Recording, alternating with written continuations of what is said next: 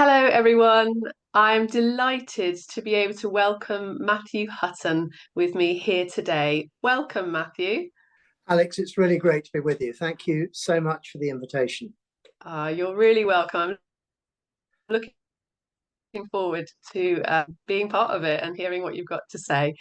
Matthew spent 35 years working as a solicitor and a tax advisor before becoming a minister in the Church of England. One of the important aspects of getting older, which we observe here at Faith in Later Life, is the need to prepare for later life.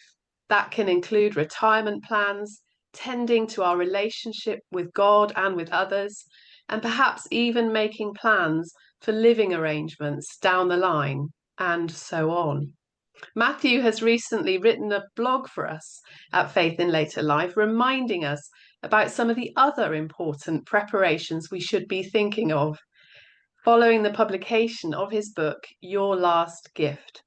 It's a super practical blog and book, both of which I heartily recommend you to read. And I just thought that we could dig a little deeper by having this chat with Matthew today. So I hope that you sit back, have a cup of tea to hand, maybe, and enjoy having a listen in on our conversation today. Matthew, you've written this book, and I just wondered what inspired you to write this book? Well, it really goes back 4 or 5 years, and my wife Annie and I had some friends to stay, including a couple of women who'd been recently widowed. And in each in her own way had been left a bit high and dry. And they said to me, knowing of my interest in the subject and passion really for writing. I've written lots of tax books in the past, now all well out of date. They said it would really help. It would be a gift to people who are left behind if you were to write something on it. And a number of other friends present said, yes, do it. It took a few years to think about it. But ultimately, in the autumn of 2022, I put pen to paper and then published it myself in December 2022. So that was really the background. And it was the suggestion of one of them in particular, one of these friends who said, if you were to do it, it would be a real gift to those who are left behind. So hence the title, Your Last Gift, Getting Your Affairs in Order. Yeah, brilliant. It's such an important subject, and it's one of those things we kind of know that later life will happen and that we won't always be around. But why is it you think that people don't prepare for death in this way? I mean, we talk about later life, and you're quite right, and you and what you do and your colleagues' faith in later life. But of course, this is for all stages in life, because you never know when death is going to happen. And I suppose a lot of people, particularly young couples, maybe 30s, 40s, and so on, maybe with a family, they think, well, it's a long way off. I don't have to think about it. Some might say, I'm not rich. I don't have anything. Some Christians might say, actually, we live in a different world. We live in the heavenly places. There's something overworldly somehow about it.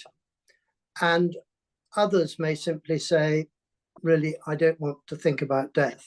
Yes, I know it's going to happen one day, but we want to put it off.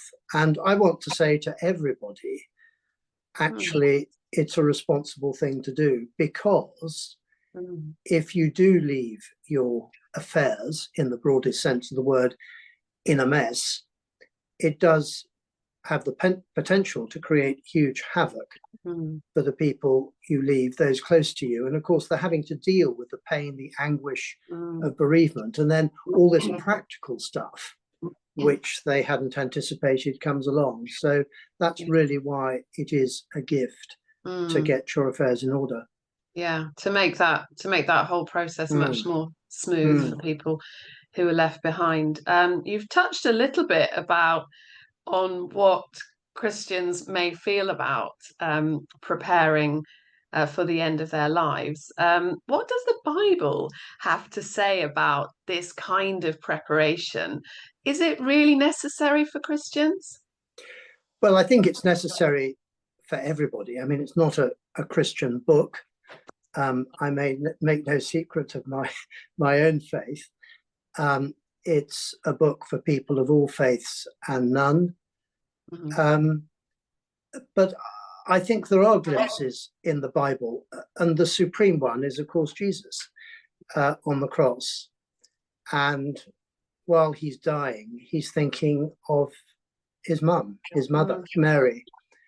And it's so beautiful, that, isn't it? He entrusts her to the care of his beloved disciples. So that, I think, is the supreme example. And then you get touches in both the Old and the New Testaments. In the Old Testament, in 2 Samuel 17, and it's a slightly unsavory verse in one sense, but David's son Absalom has come and claimed the throne. David has been forced to leave Jerusalem.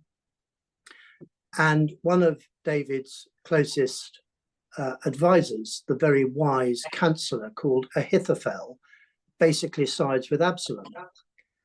And what happens in answer to David's prayer is that although Ahithophel has this extraordinary wisdom, it's actually turned into folly. And so his advice isn't followed. And he gets very upset by this, goes home and hangs himself. But before he takes his own life, he puts his affairs in order. And so I want to suggest that it's a mark of wisdom to put our affairs in order. And then Paul, writing to Timothy, 1 Timothy 5:8, calls on people to look after those in their own household. And I take it that looking after those in your own household would include this. So I think there is biblical precedent for thinking in this way and acting in this way. Yeah. Great, thank you. Matthew, how would you say church leaders and seniors ministry leaders could help both younger and older adults consider the value of making preparations? I mean, I got ordained in the Church of England in 2014. So first of all, you're made a deacon, then the following year you're made a priest. And the bishop gives a charge to those whom he's ordaining. And part of that is to walk with the dying. And I think this isn't just Church of England, it's people of all denominations, that there will be those in your care, those in your congregation who are in poor health, maybe have a terminal diagnosis.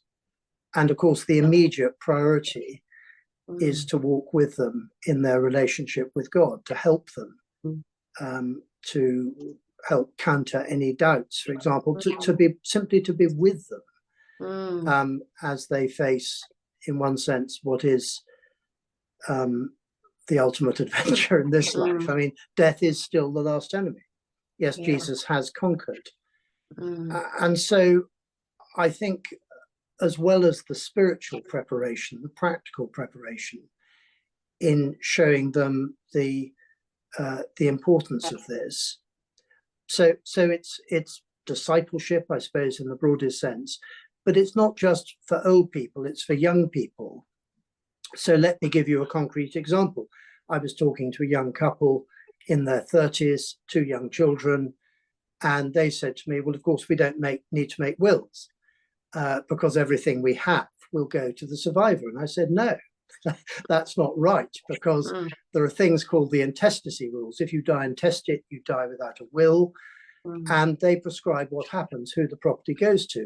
And in that situation, the surviving spouse gets personal chattels, that's your personal possessions, what's called the statutory legacy of £322,000, assuming you've got that.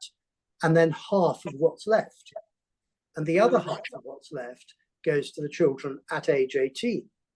Yeah. So what I said to this couple, who were reasonably well off, and so would come into the inheritance tax bracket, subject to the exemptions, you would find two bad things that will result. One of which would be children would come into possibly quite substantial value at age 18, which might be entirely the wrong thing for them. And secondly, you would have to pay inheritance tax on the first death, which can so easily be avoided. And within 48 hours, that young couple had made wills. Yeah. So I think it's, it is for everybody. And so for church leaders and those walking pastorally with others within the church, the importance of this needs to be understood, both for themselves and for those in their care. Yeah. Yeah, and I think it comes kind of under a whole raft of subjects which people find difficult to talk about, and yet is really important to talk about. And where better than in the comfort of a familiar church family setting, to explore some of these important things together. Either, it can be preached from the front to some extent, but as you say, when we walk pastorally with people, to say it's okay to talk about this stuff. It's not morbid. It's just, as you said, wise and good planning, and it's for the good of everyone. And how nice for us to approach a season of life or something unexpected, earlier in life, and know that actually that bit's done. There's not anything, we've left undone. And so what would you say are your top tips then for anyone who's been putting off making preparations? What kind of preparations are we even talking about? I don't think we've fully defined that here. And how would you encourage people to crack on? So I suppose I've got three top tips, and then one or two others, or a few others. And the first one actually is about life. And the point I make in the book, out of interest, Your Last Gift, Getting Your Affairs in Order, is that it's not a book about death. It's a book about life, because I'm sort of preaching the word, if you like. And I have to be slightly careful because I confess I have a financial interest, but I'm passionate about the subject, and I'm getting a number of invitations to speak, which is great. And what's quite interesting is when I do speak, and I tend to speak for half an hour and then have a good 30 minutes of Q&A, the Q&A is terribly lively, and everybody enters into it. I say to people, first of all, I'm not giving advice. Secondly, please respect confidentiality. So, what's said in the room stays in the room. And it's amazing what people come up with. They're very... Well, it's deeply personal, isn't it? Of course it is, I imagine that the questions that come up are not hypothetical questions. No, they are somebody's really thinking about this for their own life. And you hear disaster stories, from their own family. What could have been done differently, and so how you avoid that. So the first thing is actually very much about life, which are called lasting powers of attorney, because all of us, none of us knows, but all of us would love to die at a ripe old age, in our sleep, in our beds, and wake up with Jesus. But it doesn't always happen like that. And in particular, mental incapacity, dementia specifically, is something that's happening increasingly. And there may be people close to us who've been in that position, and we've had to care for. And of course, it happens over a period of time. So we have to reckon with the possibility that there may come a point where we're not able to look after ourselves physically or financially. And happily, the law allows us to create what are called lasting powers of attorney. They come in two parts: property and financial affairs, and health and welfare. And what you do in them is appoint one or more people who you trust, might be your other half, might be children. They can act together, they can act separately as what's called attorneys, and they then have the legal responsibility for making these decisions on your behalf. And you can put wishes, particularly wishes if you're in your final days, and certainly in England and Wales, it's called an advanced decision. Things like do not resuscitate, if that's your desire, taking of medication, and so on. When would you suggest people do this? When would you suggest people get these lasting today, powers of attorney? Today. Today, yeah. Yeah, Any age, today's the day. There's no time like the present. And I mean, you can go to a solicitor. I would say that, wouldn't I? I mean, you can do it yourself online. Obviously, if you go to a solicitor, you pay their fees. But the advantage of going to a solicitor is then you're sure that they're absolutely right. Because I have known lasting powers of attorney, LPAs as they're called, to be chucked out by the Office of the Public Guardian because there are silly mistakes, there are spelling mistakes, and so on. So there are rules about how they're drawn up, what order they're signed in. They're then filed with the Office of the Public Guardian. You pay a fee of £82 per LPA, and then you tuck them away in a drawer. You hope they'll never be needed. But if they are, then you've done it. Yeah. So that, I think, is the first thing. The second thing is the will. And it's an interesting statistic that nearly 2/3 of adults in the UK have not made a will. Wow. And as I said when I was talking about that young couple in their 30s with children, if you die without having made a will, the intestacy rules kick in, both for the people who take the place of executors, they're called administrators, who look after your affairs, and then the order in which is broadly relative related. If there are no relatives surviving, it ends up with the Crown. I think actually it's traditionally it's the Prince of Wales rather than His Majesty who scoops the pool. That doesn't happen. It doesn't happen very often. So what you're doing in a will is first of all, you're appointing your executors. And again, rather like your attorneys, there are people you trust. For example, in my case, each of Annie and me have appointed the other to act as executor. If they've died before or they're not able to act, then our 3 children. But it needn't be a relative. I mean, I always say, and apologies to any solicitors or banks listening, I always say don't appoint a solicitor unless he or she's a friend. Certainly don't appoint a bank. So appoint 1 or more individuals, probably 2, maybe 3, people you trust. They could be people in between your age and your children's age. So I'm 71, our children are in their 30s. So it could be somebody in their 50s who knows the family. And the other thing, it just occurs to me, Matthew, sorry to interrupt. It just occurs to me that obviously one of the things we see at Faith in Later Life is the dispersion of society and of family. And that actually as we go on in years, we're going to find more and more people living into later life without family members and potentially without very many close connections, because we don't connect with our neighbours and with friends in the way that we used to do. So what happens if a person doesn't have a family member? Then should they appoint a solicitor to be an executor, or is that okay? Like, what do people do? That is okay, yes. Okay. No, I mean, obviously, every case depends on its own circumstances. Yeah. And letters of wishes are important. I mean, the reason I say don't appoint a solicitor is a solicitor almost inevitably will be involved in dealing with the legalities.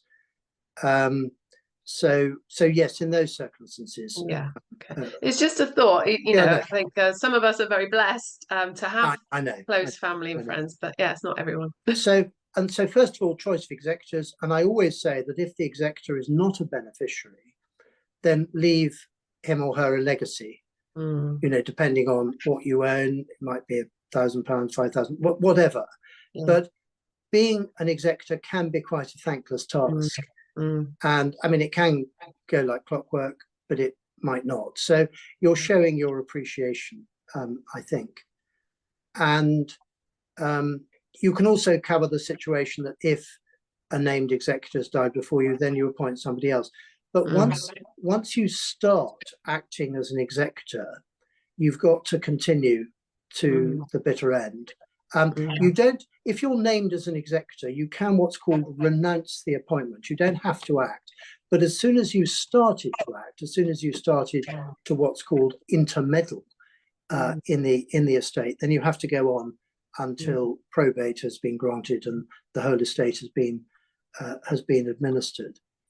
The will has to be witnessed by two people present at the same time as the person who makes the will. They all sign together. One little known thing is that if you witness a will, neither you nor your spouse nor your civil partner can benefit.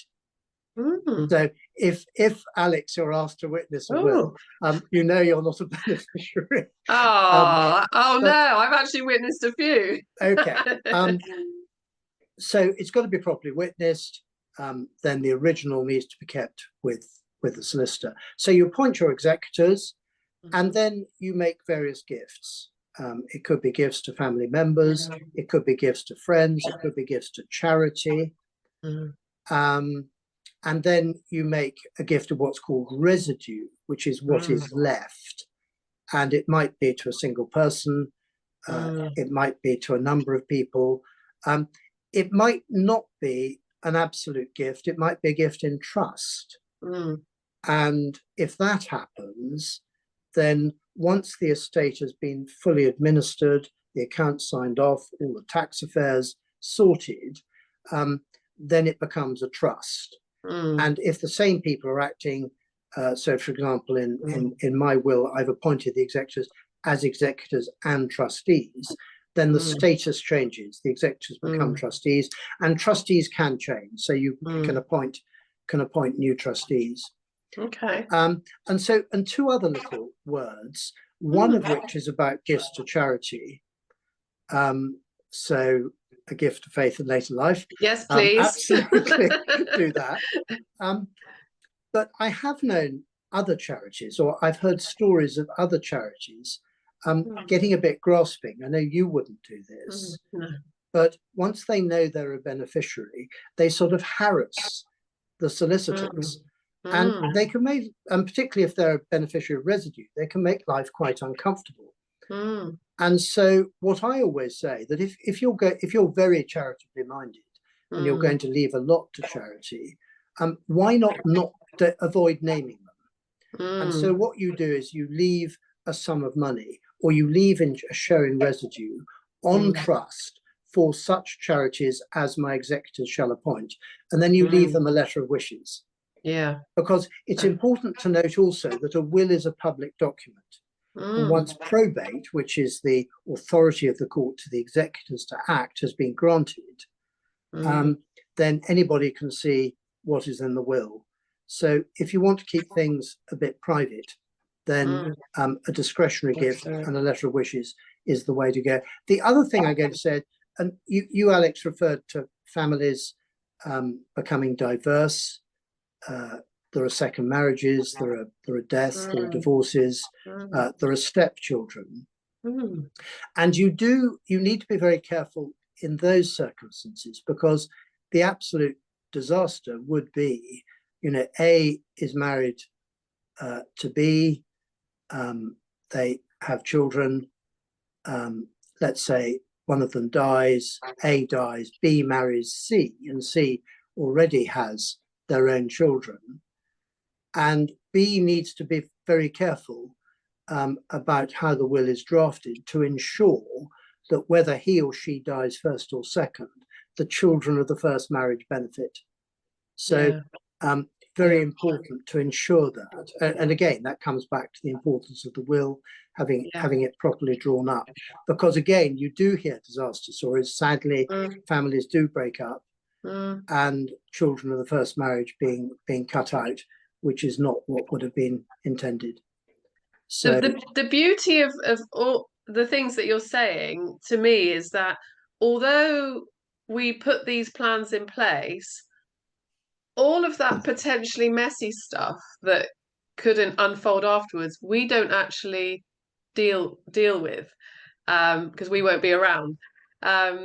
But to have it all put in place, as you say, is such a gift to those family members and those people, just to make that process smooth and uncomplicated. So although it all feels like a massive subject, we won't as individuals necessarily get into all of it. We only get into the front end and do the very best we can to line it up nicely for those that follow after us. So yeah, as you say, it is a gift. Yeah. And then sorry, that was the second point. Oh, right. There's more. Let's have more. A lot more. But the point I make in my book, Your Last Gift, which leads into a series of, well, 2 checklists, a critical checklist, a comprehensive checklist, and then 5 forms that you fill in with all the information that's needed. I say in the book, it's not an exam. No. I mean, I'm teased by my family. I'm afraid I'm terribly competitive, but it's not exam. It's not a competition. Yeah. If you do one thing, that's better than none, 10 better than one, 50 better than 10, and so on. But the more you do, the better. And then the thing about a will is, don't just forget about it. Review it every 5 years, or if sooner, any change in family circumstances or in the legislation. So keep it under review. So, Kate, that was point number 2. Point number 3 is funeral arrangements, because in my experience of taking funerals, it's so much better if he or she had said, this is what I want to happen. And you can put it in a will, probably better to put in a letter of wishes. I want to be buried, I want to be cremated. This is where I want it to be. This is where I want to be buried. This is where I want my ashes to be scattered. If I'm having a service, this is who I want to take it. These are the readings. If I've got somebody who sings or plays an instrument, I like them to be involved. This is what I like to happen afterwards. And the good news is the cost of the party afterwards is a deductible expense for inheritance tax purposes. So Rachel Reeves misses out there. But actually, having those arrangements in place, very, very important. So those are my top 3 tips. Yeah. Lasting powers of attorney, wills, funeral arrangements. And then I've just noted 6 more steps to end well, if you want me just to go through those very briefly. Yeah, tell us more. So supposing you've got minor children, supposing you've got elderly relatives, supposing you've got pets, who's going to look after them? Second, once death has occurred, who needs to be notified? Obviously, close family, close friends, in person. There may be more distant friends, maybe by email after a few days, but setting out contact details. Maybe now this is becoming more complicated, I think, because when my mother died, she had an address book, an actual physical address book that we could flip through and then ring people or write to people. I don't have that. Everyone's in my phone, and I have random people. I have the window cleaner in my phone. I have all sorts of people in my phone who don't necessarily need to be contacted. So I was thinking I need to get a bit more precise about how I document my contacts. Well, it's interesting, Alex, because that's brought me neatly on to my 3rd point, which is digital assets. Because, are your passwords known to various devices? And obviously, you're concerned about security. I've got one friend who's a retired judge who sort of changes his passwords every week, which I think is probably going a bit far. But there are ways you can deal with it with a so-called master password and make sure people know about it. But I think apart from all your random people on your phone, and who knows, I might be one of them. but window cleaner, again, things to know about the home. Yeah. So lawyers, insurance agents, accountants, professionals, and so on. So that's 3 points. The fourth point is, and I say in my book that all the books, I'm afraid I'm very pedantic. My wife, dear wife, calls me the arch P, the arch pedant. And my son David has threatened to put a typo on my tombstone.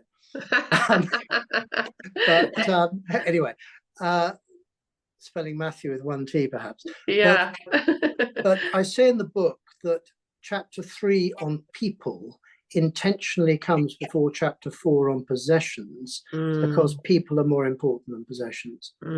And we as Christians are very concerned to keep short accounts of God. You know, if the Spirit convicts you of something you said or done or thought wrong, you immediately bring it to God and ask for his forgiveness in Jesus. And similarly with people, I may have done or said or something wrong to somebody. In fact, I had to apologize to my sister for something last week and received her forgiveness and received her hug, you know, which was very precious. Yeah. And so keeping short accounts with people, whether you're seeking forgiveness or giving forgiveness, I think is terribly important. So there are two more, I think. One of which is you don't know, actually maybe three more. You don't know which order people are going to die in.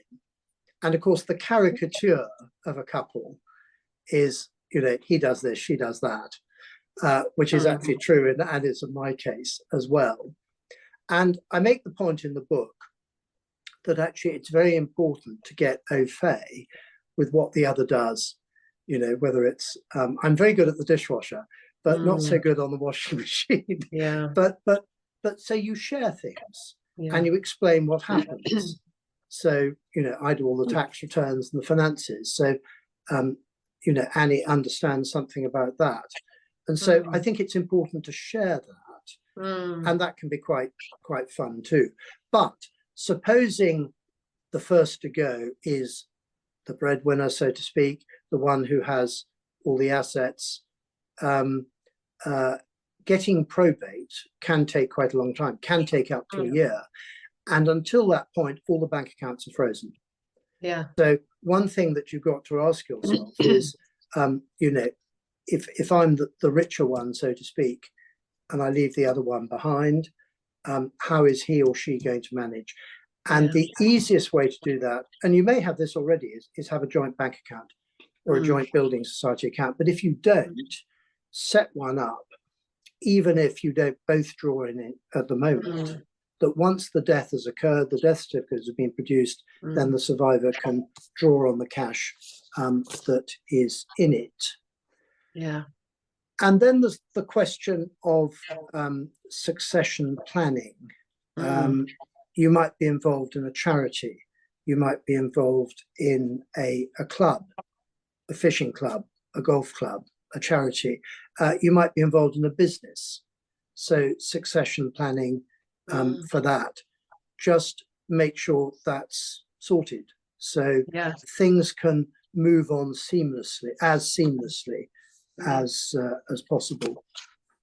So there would be other things I add, but I hope that those watching this will get some idea, and there are more things covered in the book.